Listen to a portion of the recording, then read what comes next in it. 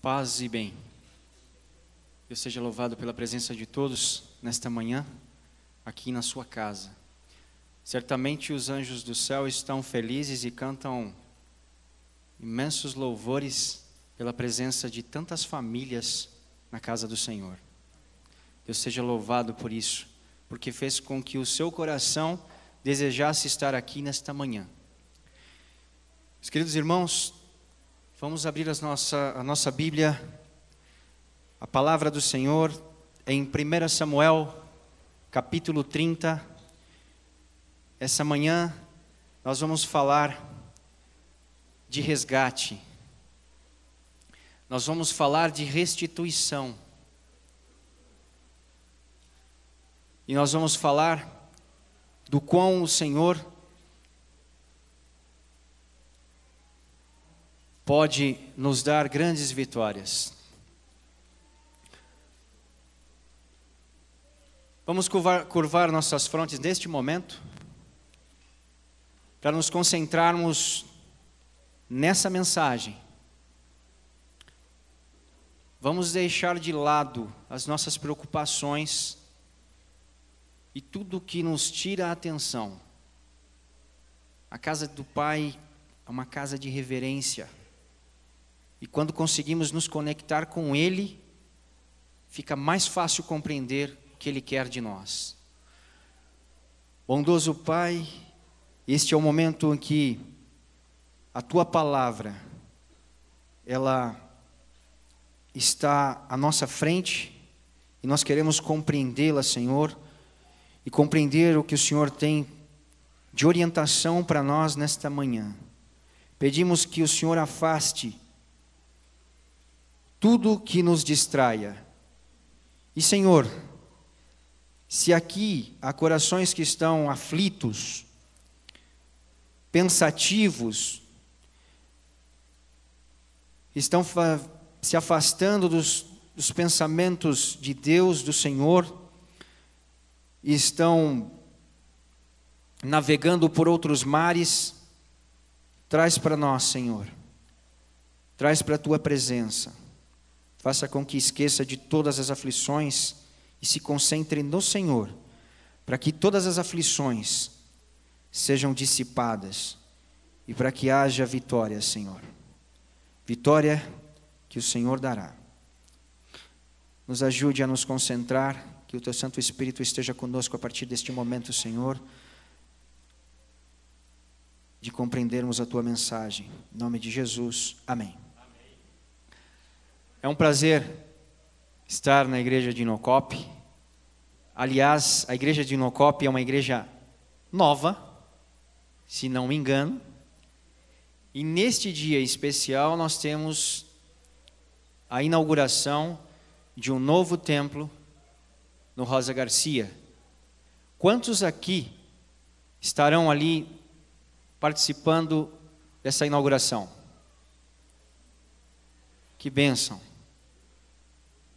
Reserva um pouquinho da tua agenda, porque onde o Senhor constrói, onde há a construção do templo do Senhor, certamente as famílias que estão ali serão influenciadas, como influenciou as nossas famílias. A mensagem dessa manhã fala do rei Davi.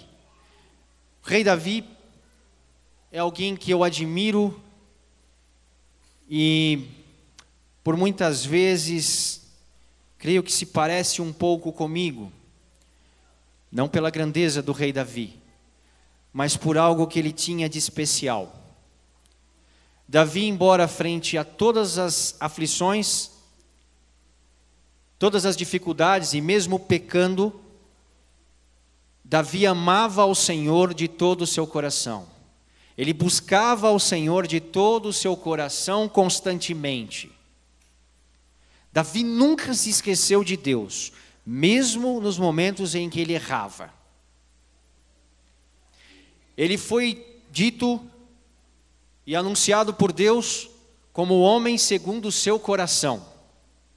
Que tamanha responsabilidade. O capítulo 1 Samuel, capítulo 30, ele discorre de um momento da história em que Davi tinha os seus 29 anos de idade, havia sido ungido rei de Israel, sido escolhido rei de Israel, mas ainda não havia assumido o trono. Saul ainda era vivo. Eu não vou me atentar a esse ponto de Saul, porque nós conhecemos a história de Saul. Aquele rei escolhido, ungido pelo Senhor, mas que se desviou dos caminhos dele. E nesse ponto aqui da história, Saul já está perdido e trava uma batalha, uma guerra civil contra Davi. Davi se vê nesse momento refugiado numa cidade chamada Ziclag. Eu gostaria que fosse projetado nesse momento alguns slides. Quero mostrar para vocês algumas coisas que vão acontecer nessa cidade de Ziclag. Mas é bom que saibamos que o que vocês vão presenciar neste capítulo é uma cidade destruída. Mas uma cidade destruída porque um rei tomou uma decisão errada. Aliás, foram duas.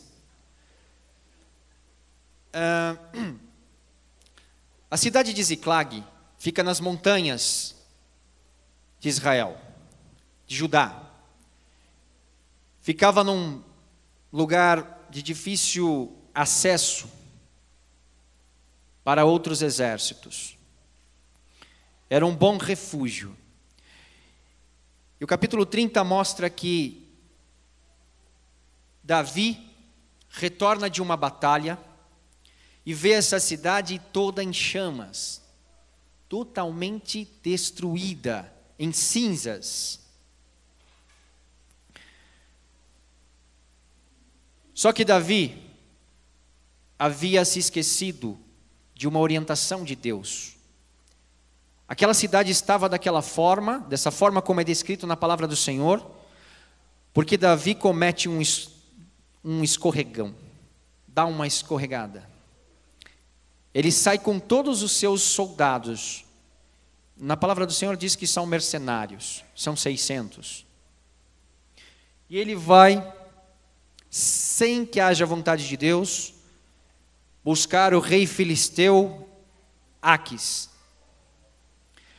Aquis é um grande amigo de Davi.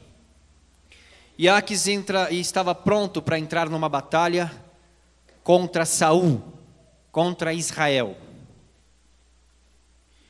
A vontade do Senhor não era que Davi fosse até aquele local. Mas Davi foi. Contrariou a vontade de Deus. Quando ele chega lá, o livro Patriarcas e Profetas, escrito pela escritora Ellen White, descreve o que acontece de uma forma muito fácil de compreendermos. E diz o seguinte: Deus sabia, vendo que Davi não havia cumprido aquilo que ele havia orientado, Deus envia os anjos dele para que acampem perto dos príncipes filisteus. E esses príncipes começam a conversar com o rei Aquis e dizem o seguinte: nós somos contra a presença de Davi aqui. Ele é bom, ele é um homem correto, mas ele nos dá medo. Certamente dava, porque Davi era um homem, era um militar muito bem preparado. E aquela batalha era uma batalha dos filisteus contra o povo de Israel. Quem era Davi? Davi era ungido do Senhor, escolhido como novo rei de Israel, mas que naquele momento vivia uma batalha contra Saul. Davi não poderia tocar no ungido do Senhor. Quem era esse ungido? Saul. Embora Saul estivesse perdido, ele ainda era o rei de Israel. Davi não poderia levantar as mãos contra o povo, contra o seu povo. Então os príncipes sabiam disso e temiam. Todos nós somos brasileiros, homens, reservistas. Todos nós temos a nossa carteirinha de reservista. Se formos chamados pelo exército, pelas forças armadas, temos que estar ali presentes. Mas nós somos também reservistas do Senhor. Nós não podemos batalhar contra Ele. O que Davi estava fazendo ali era quase isso. Mas os príncipes filisteus chegaram para Aquis e dizem: olha, não queremos ele aqui. Sabe por quê? E se ele entrar nessa batalha e de repente ele se virar contra nós, porque vai ver o seu povo sendo ali destruído, certamente a reação dele vai ser outra. E nós não queremos ver Davi contra nós, porque nós já vimos o que Davi é capaz. Nesse momento Davi já havia derrotado Golias, aquele gigante. Eles já conheciam as proezas de Davi. Davi já havia feito incursões em vários povos na região, inclusive contra os amalequitas, um povo nojento, um povo asqueroso, hipócrita, um povo sem nobreza, covarde. Então os filisteus sabiam da força que tinha Davi. O rei Aquis, para resumirmos, ele aceita o pedido dos príncipes, ele respeita o pedido dos príncipes, se dirige a Davi e diz: Davi, eu agradeço por você ter vindo, mas eu não posso, porque os príncipes não querem, estão com medo e eu preciso respeitá-los. O respeito que eu tenho por você não muda. A gratidão que eu tenho por você não muda. Mas Davi, é melhor que você se vá daqui. Diz o livro de Patriarcas e Profetas que eram os anjos do Senhor que estavam agindo e fez com que Davi voltasse. E Davi ainda tentou argumentar com o rei Aquis, mas não deu certo. Então ele retorna. E é nesse retorno, meus queridos, que nós vamos ver a cidade de Ziclag em chamas, em cinzas.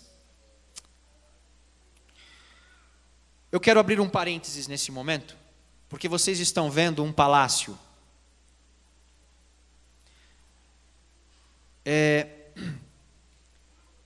Eu gosto muito de castelos.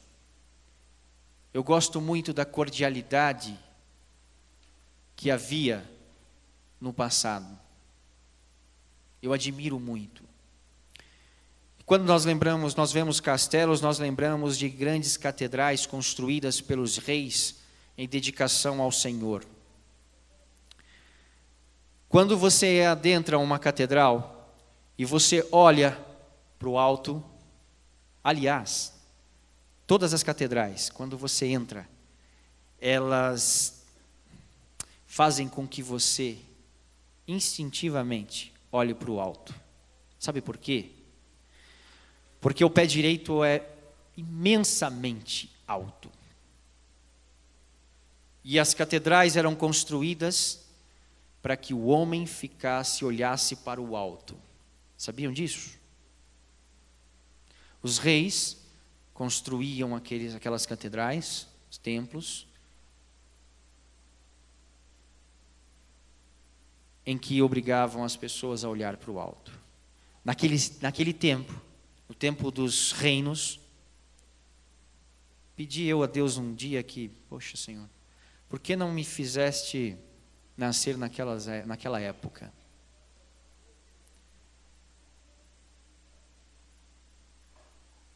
Naquele tempo, Deus era colocado em primeiro lugar. Os reis escolhidos faziam construções. Os reis, homens honrados, faziam com que o povo prosperasse, com que as suas nações fossem honradas.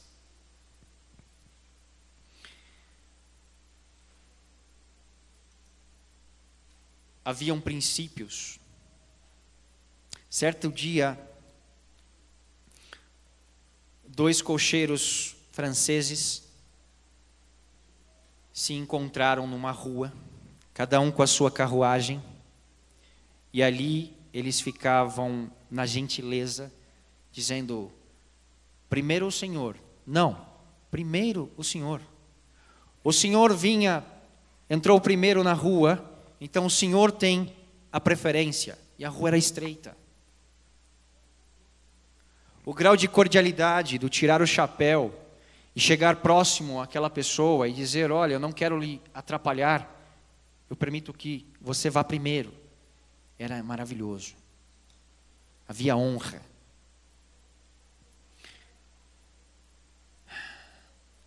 O povo amalequita não conhecia nada disso. Entre os reis, como Aques, como Davi, havia cordialidade. Havia honra, princípios. O que a história dessa manhã vai nos mostrar é que os nossos corações precisam estar em Deus. Nos nossos tempos, percebemos que as coisas se inverteram.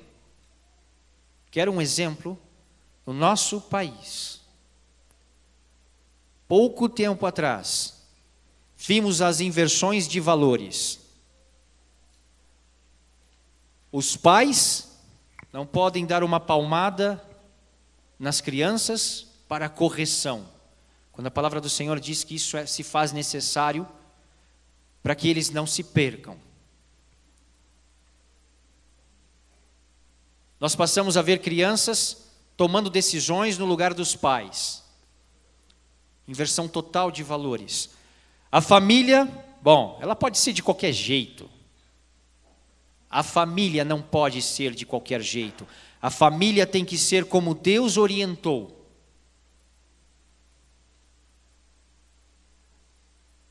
Tudo pode. Todos têm direitos. Ninguém pensa nos deveres. Nós vimos para onde o nosso país estava indo. Começou a brotar corrupção, sujeira, maldade. Famílias sendo colocadas contra a parede, nas mãos do inimigo. O pai não pode corrigir o filho, porque senão ele vai para a cadeia. Meus queridos, esse era o reino dos amalequitas. Essas coisas más aconteciam no meio dos amalequitas. E o que eles fazem? Eles não tinham a inversão de valor, eles não tinham os valores de Deus, de grandes reis. Eles não conseguiam construir nada, nem grandes castelos, nem catedrais, nem templos. O pensamento único deles era de destruição. Destruição. E o que diz aqui a palavra do Senhor? Sucedeu, pois, que chegando Davi e os seus homens ao terceiro dia, a Ziclag, já os amalequitas tinham dado com ímpeto contra o sul, e Ziclag e a esta ferido e queimado. Tinham levado cativas as mulheres que lá se achavam, porém a ninguém mataram, nem pequenos, nem grandes. Tão somente os levaram consigo e foram no seu caminho. Davi e os seus homens vieram à cidade, e ei-la queimada, e suas mulheres, seus filhos e suas filhas eram levados cativos.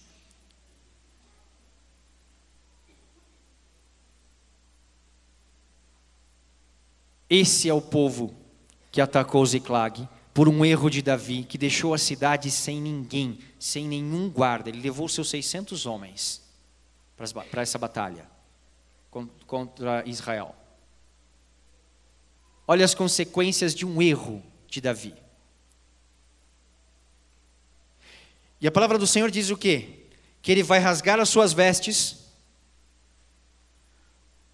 Olha aqui o rei Davi, homenageado em Israel.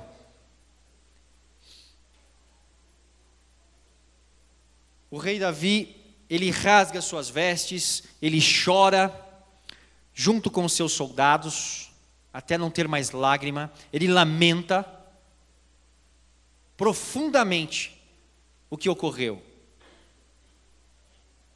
Eu fico imaginando o cenário em que ele encontrou Ziclag. Talvez assim, não sei. Mas descreve a palavra do Senhor que estava em cinzas, foi queimada. O coração dele deve ter estremecido, porque ele lembrou da orientação do Senhor, que não era para ele ter saído. E aí ainda levou 600 homens, deixou a cidade desguarnecida. Ele se depara com esse cenário, ficou aflito, preocupado, desesperado. Eu sei que nessa manhã, aqui nessa igreja, há corações que estão dessa forma.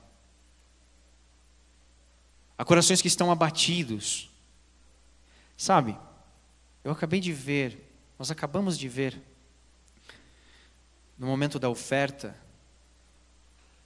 o testemunho dessa senhora, com câncer no fígado. Há alguém aqui, com um problema grave desse de saúde, que está olhando, está de cabeça baixa, dizendo: Senhor, por que comigo? Por que comigo? O que eu fiz de errado?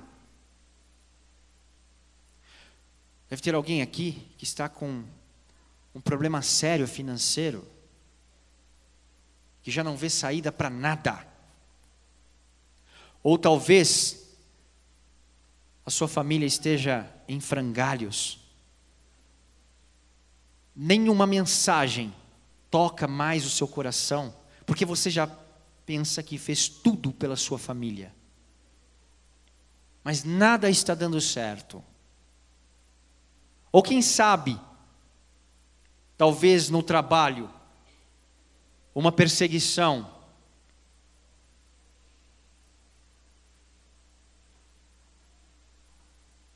Talvez seus filhos estejam se perdendo, buscando caminhos que não são adequados, e você já não sabe mais o que fazer, você já orientou, já orou, já fez tudo, e nada. Pois essa manhã é para que Deus resgate os teus sonhos, resgate a promessa dele na sua vida, na minha. Essa manhã é de restituição, é para que o Senhor restitua na tua vida tudo o que você perdeu, é para que você possa erguer a cabeça, olhar para o alto, pedir a orientação daquele que tudo pode. Sabe o que Davi fez? Quando discorremos aqui o capítulo, além de chorar bastante junto com os seus soldados, deles rasgarem as vestes e tudo mais, e os soldados se revoltarem contra Davi, a ponto de querer matá-lo, porque aqueles soldados eram tão fiéis a ele e ao Senhor, que seguiram as orientações de Davi. Só que Davi os colocou de joelhos, porque Davi deveria ter deixado os soldados de guarda naquela cidade, protegendo a cidade, para que os amalequitas, na ânsia de vingança, porque Davi já havia feito incursões nos territórios amalequitas, Davi tinha que ter deixado alguém lá para cuidar. Davi não fez, e os soldados ficaram bravos com ele. Certamente um líder é feito para fazer as coisas do jeito certo. Ele pode errar, mas Deus espera que um líder escute o que Deus diz, para não se ferir. Agora os soldados querem matá-lo. Agora, o que Davi vai fazer? Sabe por quê eu gosto de Davi? Porque muitas vezes eu olho para as histórias de Davi e me vejo ali, porque ele novamente volta-se para o Senhor. Olha só, ele vai dizer o seguinte, ele vai fazer o seguinte: disse Davi a Abiatar, que era o sacerdote, filho de Aimeleque, traze-me aqui a estola sacerdotal, e Abiatar a trouxe a Davi. A estola sacerdotal, ela era solicitada quando eu precisava de duas respostas. Deveria escolher entre duas respostas, sim ou não.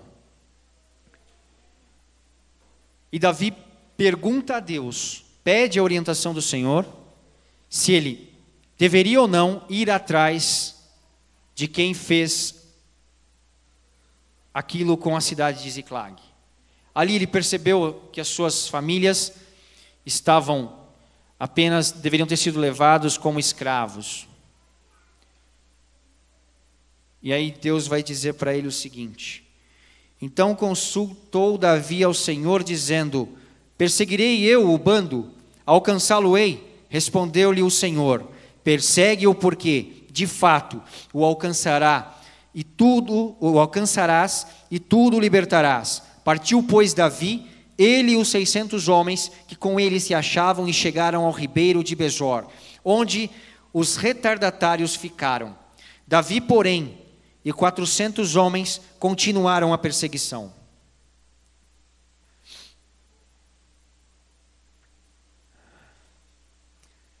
Davi, quando recebe essa orientação do Senhor e a ordem do Senhor para ir, e sabendo que iria alcançá-los, ele faz dessa forma.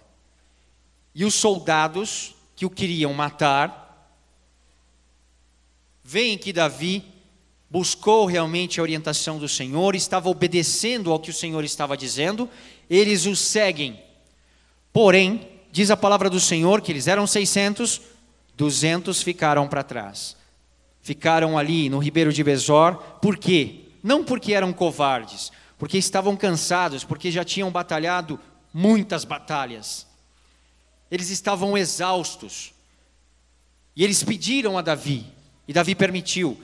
E 400 homens continuaram com Davi.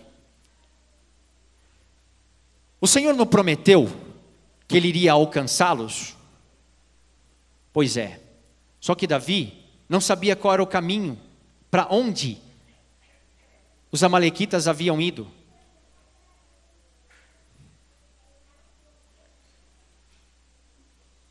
Sabe o que o Senhor fez? O Senhor permitiu que eles chegassem a um local.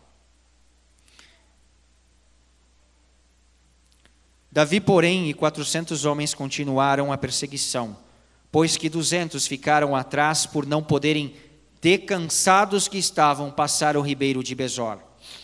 Acharam num campo um egípcio e o trouxeram a Davi.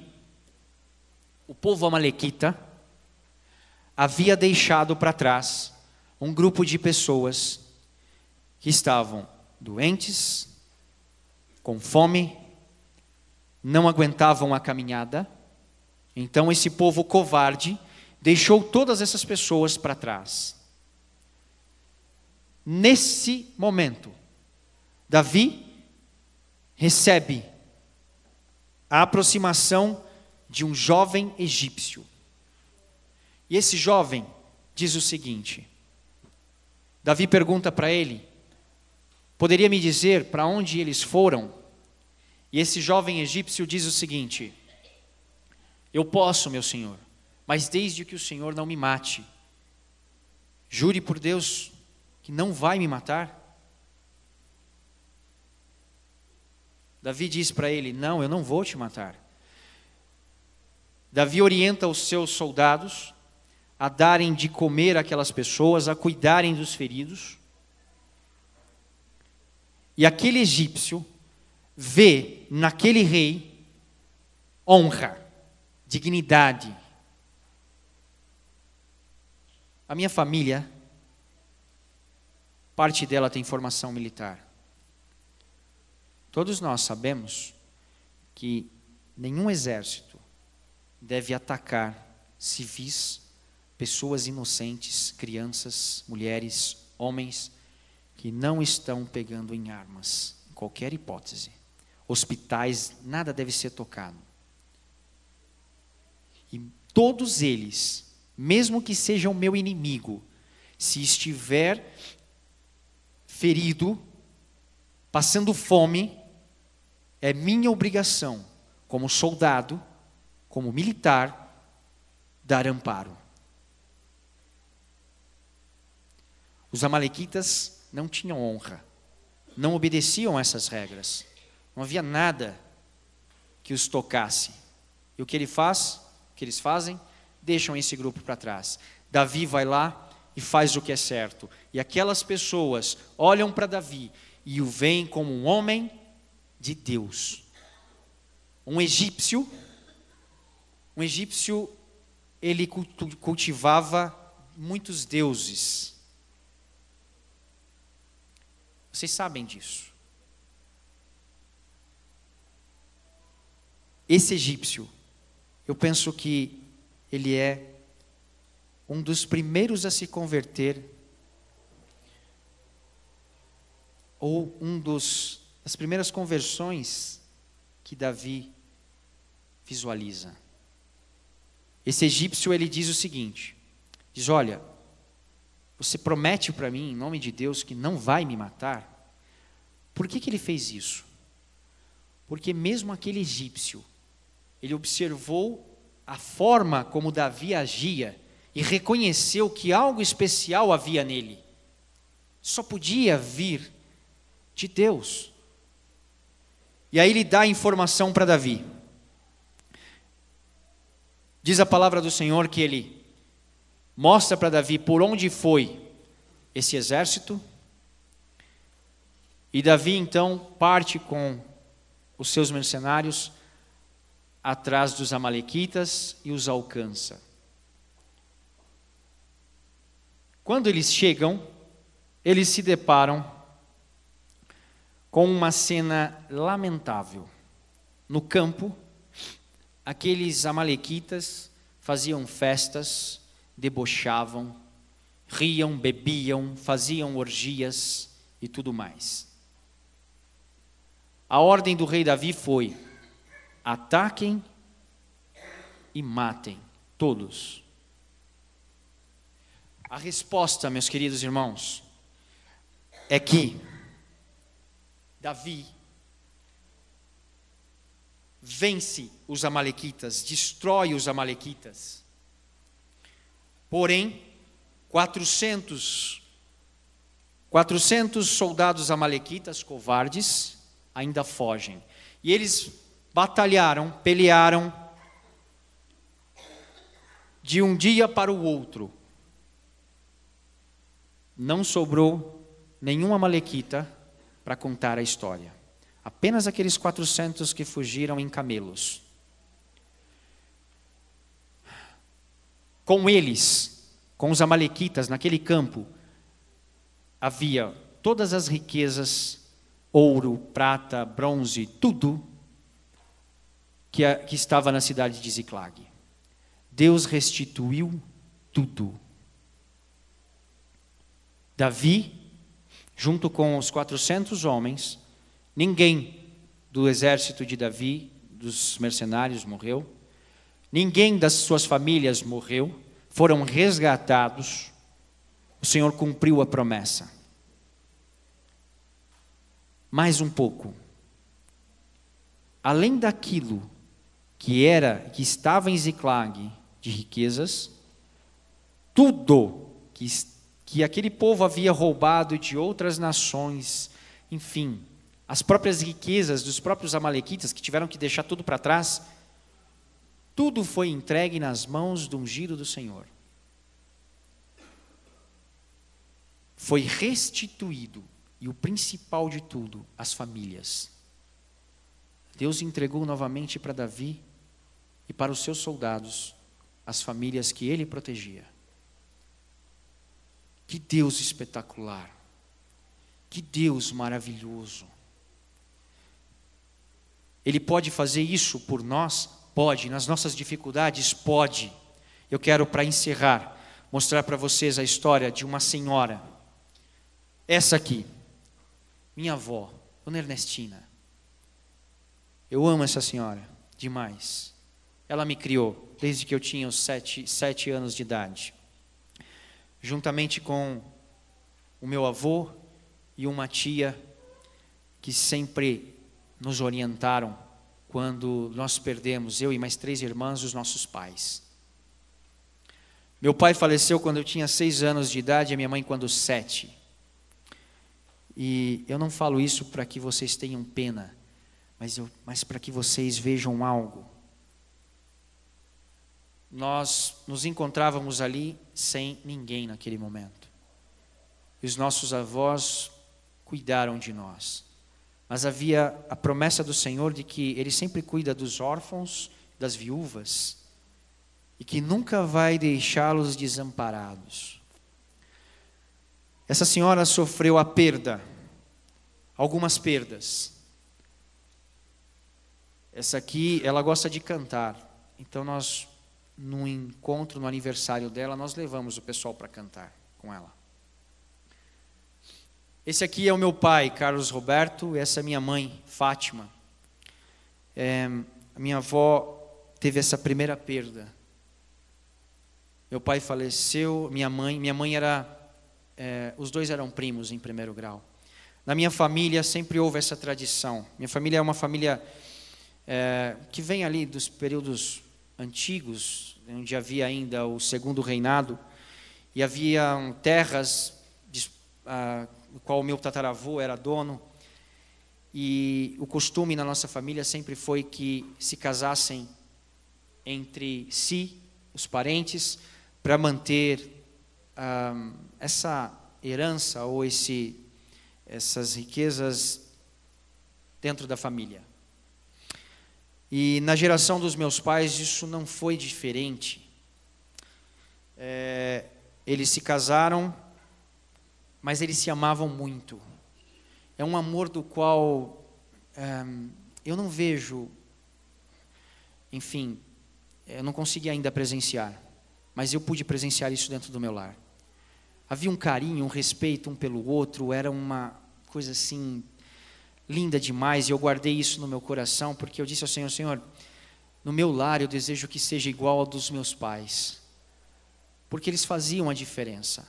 Minha mãe e meu pai, eles eram capazes de tirar roupa do próprio corpo para dar para alguém, porque eles não gostavam de ver ninguém sofrendo, nenhuma pessoa passando dificuldades, e eles eram assim, eles serviam, mas com o coração, não para se aparecer, é com o coração. Meu pai falece primeiro, a minha mãe em seguida, ela entrou em depressão. O médico nos informou que foi uma tristeza muito profunda para ela. Na diferença de 1 ano, os rins dela pararam e ela faleceu também. E a minha avó acompanhou tudo isso. A minha avó estava do lado do meu pai quando ele morreu e estava também do lado da minha mãe durante o período dela de doença. Essa aqui é a minha tia Márcia e esse é o meu irmão, pequeno irmão Arthur. Hoje ele está com 11 anos de idade e ele é filho da mulher que cuidou de mim o tempo todo, a Marta, que inclusive entrou comigo no meu casamento. A Márcia teve câncer no intestino e faleceu depois de uma batalha de quase 5, 6 anos. Essa aqui é a Márcia no casamento com o meu avô. Logo depois da morte do meu pai e da minha mãe, a minha avó ainda perde o meu avô. Meu avô tinha um problema de circulação nas pernas e faleceu em 94. A diferença de 2 anos, tá? Para minha mãe. E a minha avó sempre muito companheira dele, um amor também maravilhoso entre os dois. E ela teve essa perda. Esse é o meu primo Cadu, essa é a esposa dele, a Molly. Cadu está nos Estados Unidos, se casou com a Molly e o pai dele faleceu. Aliás, o pai dele faleceu pouco antes do casamento deles.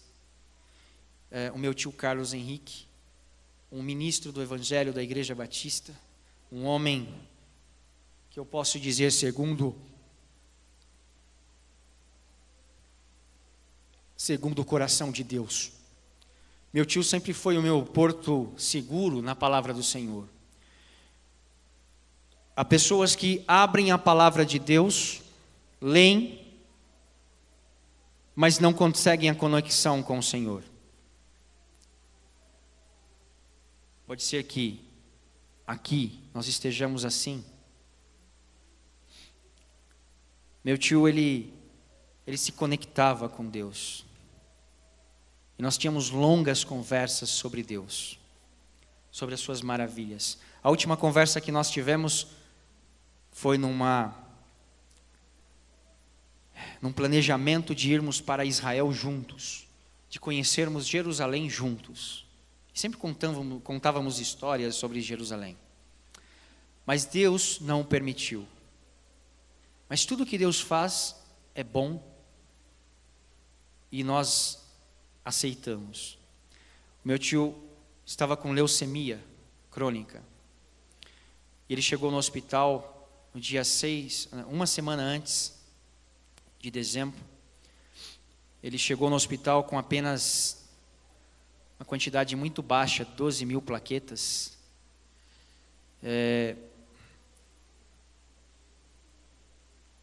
Para quem é médico aqui, ou para quem é da área de saúde, sabe que nós temos que ter no mínimo 120.000 plaquetas para nos mantermos em pé. Ele chegou no hospital e os médicos não conseguiram aumentar as plaquetas. Agora o que eu vou partilhar com vocês é algo especial. Meu tio gostava muito de cantar louvores ao Senhor. E esse é um outro ponto que me conecta com Davi e que conectava o meu tio com as histórias de Davi, porque Davi escrevia cantos de louvores ao Senhor e ele cantava. Meu tio sempre gostou disso. Só que enquanto ele estava na UTI, ele não conseguia falar absolutamente nada, ele não tinha forças. E algo maravilhoso aconteceu naquela UTI.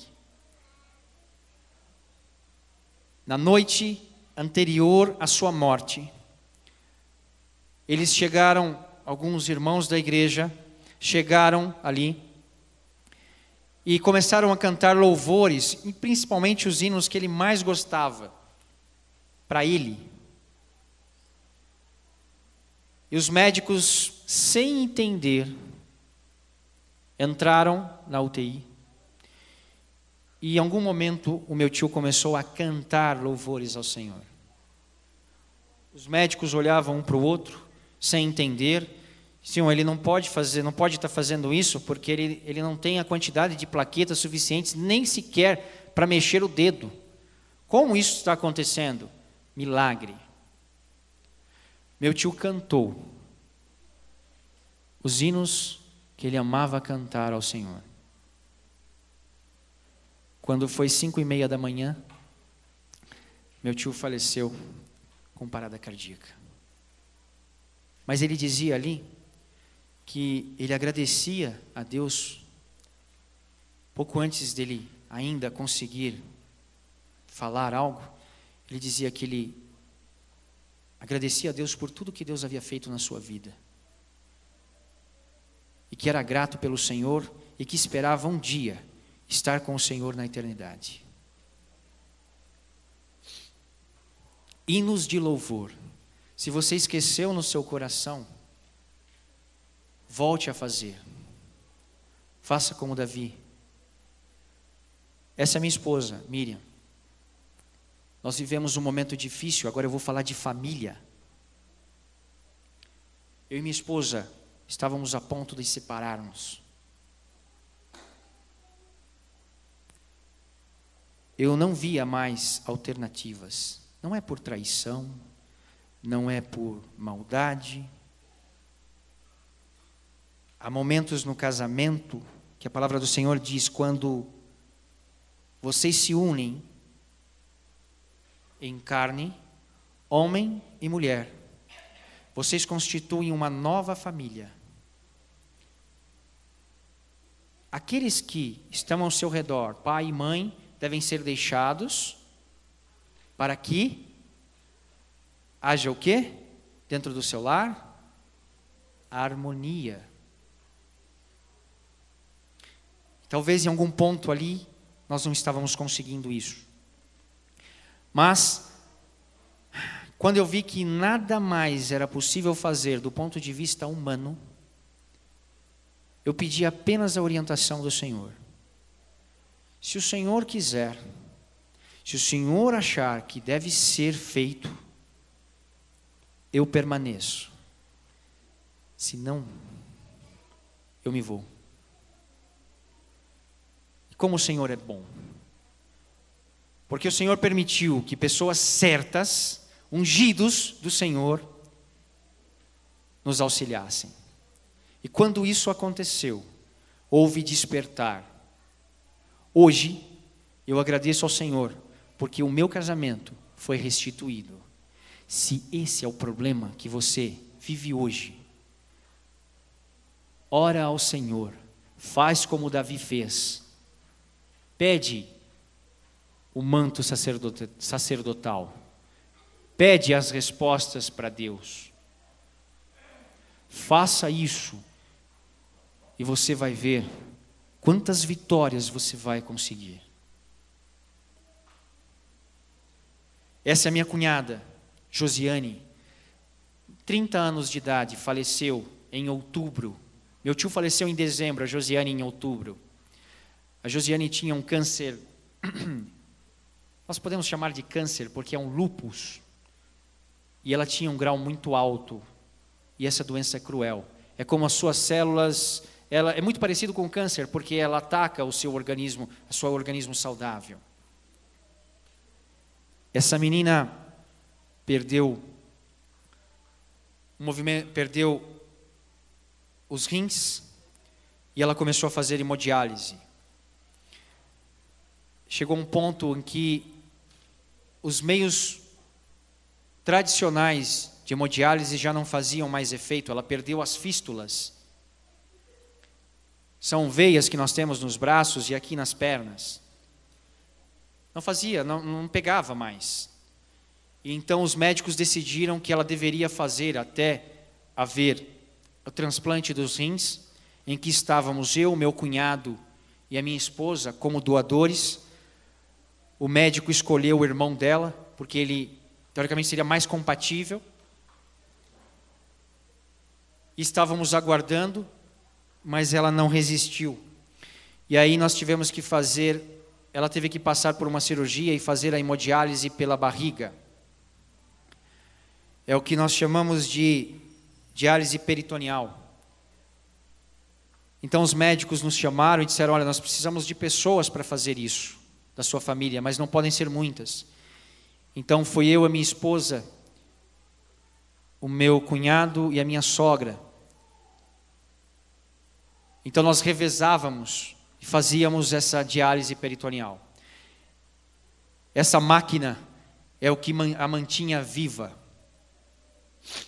Então todos os dias nós tínhamos que lavar as mãos com todo cuidado, tinha todo um procedimento, tínhamos que usar máscaras e fazíamos isso. A única coisa que a Josiane pedia era o seguinte: eu quero estar com Jesus. Ela sofreu muito. E nos últimos tempos, o médico disse, olha, nós vamos ter que fazer um corte no pescoço para fazer entrar um cano, para tentar levar medicamento. E foi feito isso, e o hospital inteiro ouviu. os gritos dela de dor. Até que chegou o ponto em que a médica disse: olha, não tem mais o que fazer. Então ela chamou a minha esposa, chamou a Josiane, entraram no quarto, na UTI, e disse a Josiane: olha, nós não temos, Josiane, mais o que fazer, só um milagre. Então ela só pediu uma coisa: me levem para o quarto, me deixem morrer dignamente, me deixem morrer ao lado da minha família, e eu sei que o Senhor, Deus, Ele está fazendo tudo por mim, Ele já fez tudo por mim, agora eu quero estar com Ele. Ela já não aguentava mais, os ossos esfarelavam por dentro. São perdas. Esse é o meu sonho. E eu tenho orado a Deus todos os dias da minha vida. Eu quero ser pai. Mas está nas mãos dele. Minha esposa passou por tratamentos. Nós estamos até o momento nessa luta. Mas eu creio que o Senhor nos dará vitória. Qual é o sonho que está no seu coração? Qual é o tamanho das tuas batalhas? Meus irmãos, isso que eu mencionei para vocês, essas histórias, não é porque eu pense ser melhor do que cada um que está aqui, mas é que se nós não testemunharmos aquilo que acontece em nossas vidas, partilharmos isso, nós não conseguimos inspirar ou motivar as pessoas. Se você entrou aqui de cabeça baixa, sem solução nenhuma, sem encontrar nenhuma solução, lembre-se que Deus está ao seu lado, os anjos do Senhor estão ao seu lado. Peça e dar-se-vos-á. Peça com o coração. Deus sabe a intenção dos nossos corações.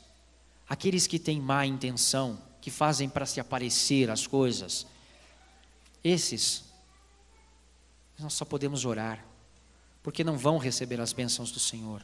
Mas aqueles que fazem com o coração verdadeiro, sincero, o Senhor está enxergando e certamente lhe dará a vitória sobre o seu problema. E lembre-se de uma coisa: às vezes nós pensamos que o nosso problema ele é intransponível. E aí quando nós olhamos o problema dos outros, nós vemos que tudo tem saída. A Josiane, o problema dela, não havia solução. Mas para o seu problema, há solução. Você está vivo, você ama a Deus, você deseja de todo o coração que a sua família esteja nas mãos de Deus. E apesar das dificuldades que vão vir, você tem uma plataforma firme. Sem essa plataforma, nada se mantém.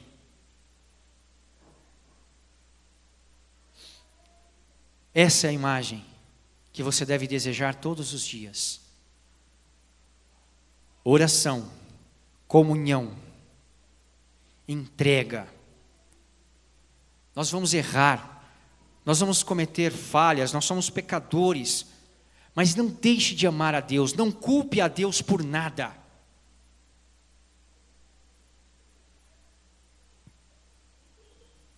Um dia, nós vamos ver os anjos do Senhor cantando louvores e vamos fazer parte de um coral na Nova Jerusalém. Um coral com canções que nem fazemos ideia, mas vamos poder estar face a face com o Senhor e cantando louvores a Ele.